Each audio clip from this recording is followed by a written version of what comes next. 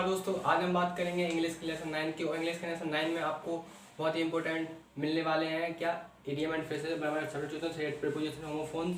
ठीक है, ये सब आपको बहुत ही उपयोगी होंगे आपके SSC, CGL, CHS, MTS, CPO, English के जितने भी एग्जाम होते हैं बैंक के लिए भी बहुत ही इंपॉर्टेंट होंगे। और आपको इनको बहुत ध्यान से देखना है, ठीक है, ताकि ये वीडियो आपको अच्छी लगेगी और समझ में भी आएगी अगर आप इसको बहुत ही ध्यान से देखेंगे। चलिए शुरुआत करते हैं हम सेट प्रीपोजिशन से।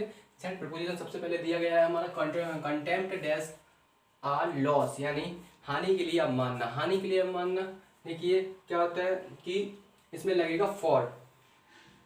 हानि के लिए अवमानना दिया गया तो इसमें फॉर लगेगा।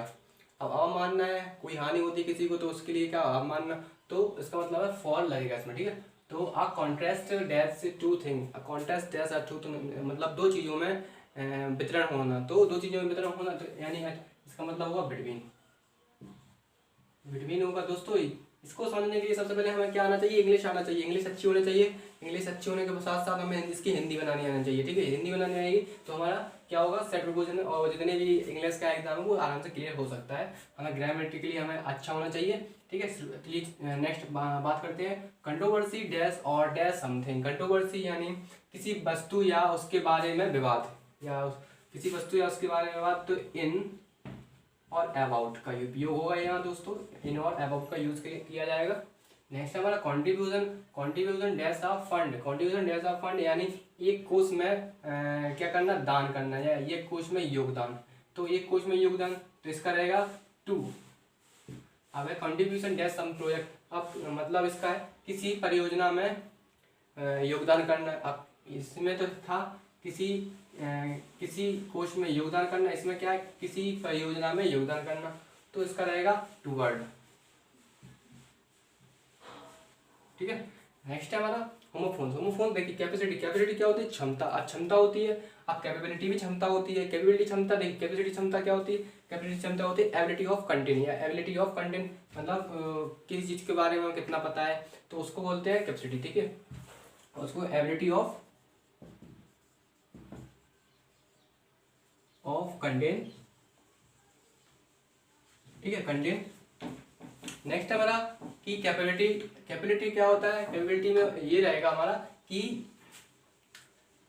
हम जो हमारे पास पावर होती है, पावर हमें कितनी करने की क्षमता होती है, किसी काम को करने की कितनी क्षमता होती है। जैसे हमने वेट लिफ्टिंग में वेट उठाया 25 किलो का, 50 किलो का, तो हमारी कैपेबिलिटी कितनी है वो देखी जाती है। तो इसको हम कहते हैं पावर ऑफ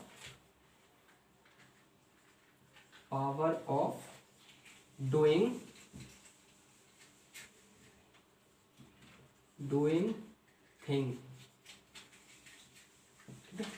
नेक्स्ट हमारा कॉमन प्लेस। कॉमन प्लेस देखिए ये होती है क्या, सामान्य, और ये होता है कि सही जगह, या इसको कह सकते हैं हम एक जगह, या फिर कह सकते हैं हम कि इसका रहेगा कि आम जगह। जैसे आम जगह आप कोई भी जैसे कह सकते हैं, जैसे कह सकते हैं कि किसी जंगल में आम जगह, या ऐसा कुछ। ठीक है, तो इसका सबसे पहले जो कॉमन प्लेस है, जो साथ में लिखा हुआ है कॉमन प्लेस, ठीक है, ये अलग है, इसमें स्पेस है थोड़ा, तो इसको रहेगा, तो इसका रहेगा ये कि ऑर्डिनरी, और इसका रहेगा वो रहेगा प्लेस फॉर ऑल। ठीक है, डिसीज इज रोग यानी इलनेस, बीमारी। नेक्स्ट हमारा डिजीज यानी इसका क्या रहेगा, स्वर्गवास, तो डेथ। नेक्स्ट हमारा डिफरेंटमेंट। ठीक है, डिफरेंटमेंट यानी ये इसका रहेगा, डिफरेंटमेंट जो होगा वो होगा पोस्टपोन, यानी किसी तारीख को बढ़ाना या मोहलत देना। इसका देखते हैं सबसे पहले डिफरेंस, ये वाला डिफरेंस। अभी डिफरेंस का बात कर लेते हैं। डिफरेंस का मतलब देखिए क्या होता है, डिफरेंस का मतलब होता है सम्मान, यानी रिस्पेक्ट होता है। और नेक्स्ट हमारा है कि रिगार्ड भी कह सकते हैं, नेक्स्ट हमारा डिफरेंस, यानी डिफरेंस मीन्स क्या होता है, अंतर। अब देखिए अंतर होता है तो अंतर का मतलब होता है डेस्टिनेशन, इसका हम डेस्टिनेशन रखेंगे। बहुत ही इंपॉर्टेंट है दोस्तों ये, मैं आपको हिंदी बताते जा रहा हूँ ताकि आपको क्लियर होता जाए और समझ में आता जाए, ठीक है। अब ये डिफरमेंट, डिफरमेंट मीन्स क्या होता है, या डिफरमेंट मीन्स होता है मोहलत। हाँ, मोहलत यानी पोस्टपोन करना, कोई किसी चीज़ को हम किसी जैसे कोई डेट होती है उसको पोस्टपोन कर देते हैं, शादी की होती है, कहीं भी डेट हो, कोई भी डेट हो सकती है पोस्टपोन, ठीक। कोरोना ये चल रही है, डेट पोस्टपोन होती रहती है, आगे बढ़ाते हैं तारीख को पोस्टपोन। नेक्स्ट हमारा डिसेंट, डिसेंट और डिसेंट, देखिए DECENT डिसेंट, DISSENT डिसेंट। अब दोनों का अंतर क्या है, इसका मतलब होता है सभ्य यानी पोलाइट, और इसका मतलब क्या होता है, इसका मतलब होता है असहमति यानी डिसएग्री, पोलाइट और डिसएग्री, ठीक है। चलिए ये हो गए हमारे क्या होमोफोन्स, होमोफोन्स हो गए। अब हम बात करेंगे हमारे इडियम एंड फ्रेजेस की। इडियम एंड फ्रेजेस में देखिए दिया है पहला कर्टेन लेक्चर, कर्टेन लेक्चर, इसका मतलब क्या होता है, एकांत में स्त्री की पति को डांट, ठीक है। एकांत में स्त्री की पति को डांट या फटकार जिसे कहते हैं, तो इसका रहेगा इंग्लिश होगा वो आर रिस्पॉन्सिबल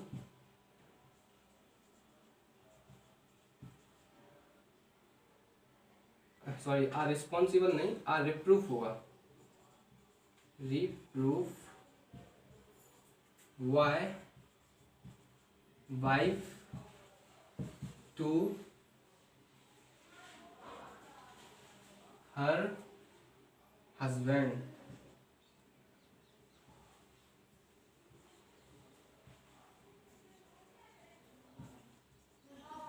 क्या रहेगा, are reprove by wife to her husband, ठीक है, इसका ये रहेगा। अब हम बात करते हैं next call of duty. Call of duty इसका क्या रहता है कि आपको ऐसा करने के लिए क्या होना, मजबूर होना जिसे कहते हैं, तो इसकी हिंदी लिखेंगे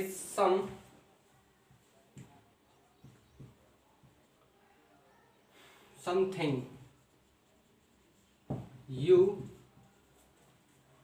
मस्ट डू और feel compelled, compelled to do, ठीक है। समथिंग यू मस्ट डू और फील कंपेल्ड टू डू, ठीक है। नेक्स्ट हमारा है come to uh pass, come to आ पास यानी पास आना, कम टू आ पास जैसे कहते हैं कम टू आ पास, पास आना, तो इसका रहेगा कि अ डिफिकल्ट सिचुएशन,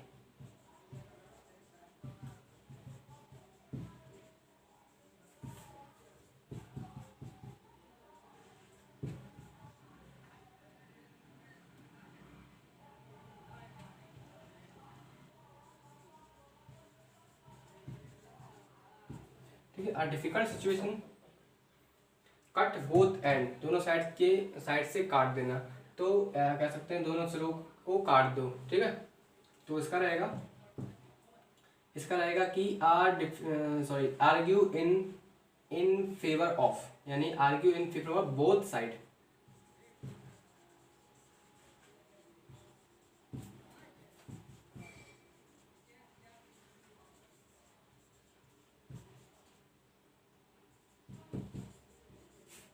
ठीक है, argue in favour of both side. Next हमारा है कॉक्श्योर।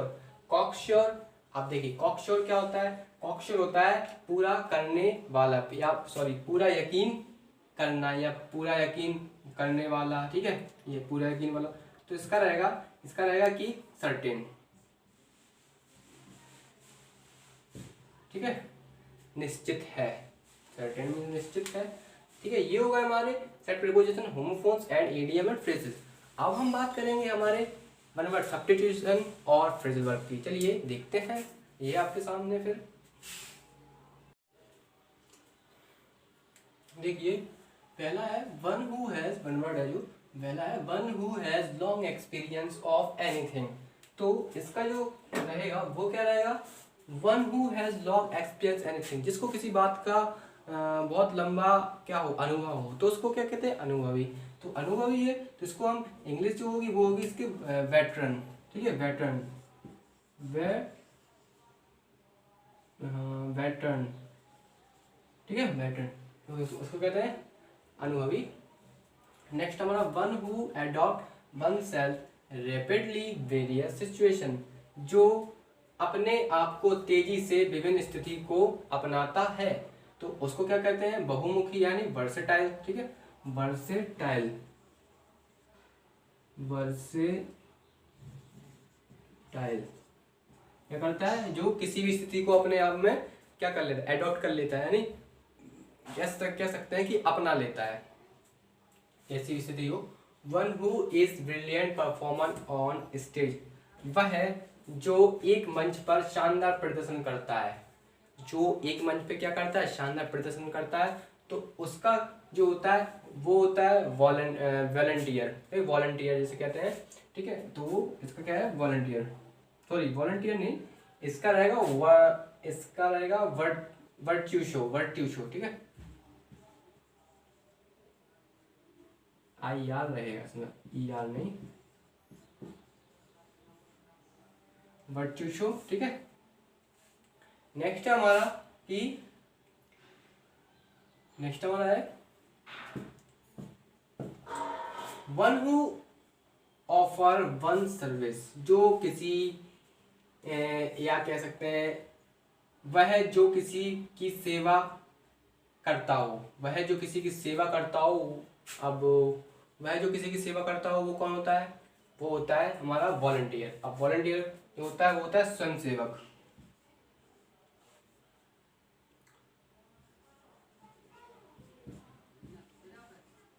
ठीक है, वॉलंटियर। नेक्स्ट हमारा है animals that lie both on land and water. अब देखिए कुछ जो जानवर होते हैं और वो कहाँ रहते हैं, जमीन के ऊपर और पानी में भी, समुद्र में भी, तो उनको क्या कहते हैं, अब वो रहते हैं कि उनको हम हिंदी में कहें तो उभयचर होता है, उभयचर यानी तो इसका कह सकते हैं एम्फीबियंस। एम्फीबियंस जो होता है वो होता है क्या, उभयचर जो पानी के ऊपर, जैसे मेढक पानी के अंदर भी रह लेगा और बाहर भी, क्रोकोडाइल वो भी ऊपर रह लेगा और अंदर भी, टर्टल वो भी अंदर वो भी बाहर, ठीक है, तो इसका क्या रहेगा हमारा एम्फीबियस,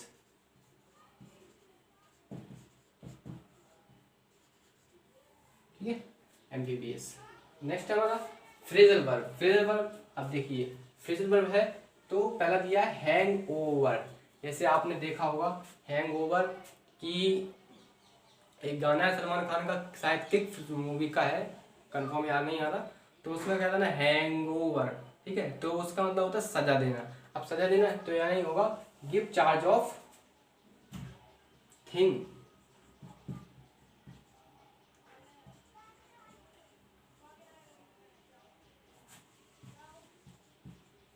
नहीं सॉरी अथॉरिटी।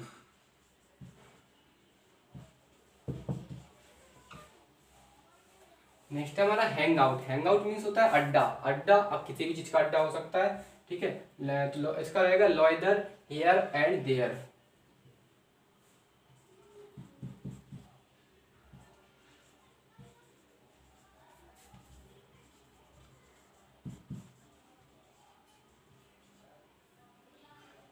अब देखिए नेक्स्ट है हमारा होल्ड ओवर मीन्स होता है स्थगित करना, तो स्थगित करना जैसे मैंने बताया था कि पोस्टपोन यानी आगे बढ़ाना या मोहलत देना।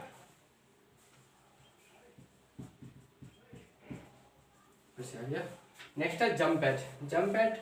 अब जंप एट से आप समझ लोगे कूद जाना, तो उसका कूद जाना नहीं, उसका होता है कि इसका सीधा मतलब होता है जंप एट का कि तुरंत स्वीकार कर लेना। अब तुरंत स्वीकार कर लेना तो इसका मतलब होता है एक्सेप्ट हैप्पीली, मतलब किसी ने हमें कोई ऑर्डर दिया तो हमने उसको खुशी खुशी क्या कर लिया, एक्सेप्ट कर लिया, मान लिया, ठीक है।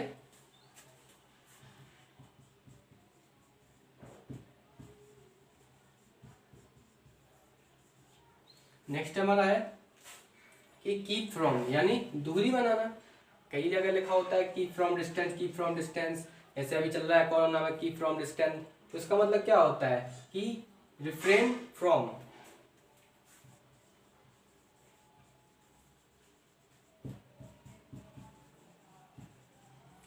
ठीक है, ये होगा हमारा फ्रेजल वर्ब और वन वर्ड। ठीक है, हमारा लेसन 9 कंप्लीट हो चुका है। अब हम बात करेंगे लेसन 10 की। और दोस्तों मुझसे जो भी गलती हुई हो इसमें, तो प्लीज़ मुझे माफ़ करना और कमेंट बॉक्स में जरूर बताना कि क्या गलत है।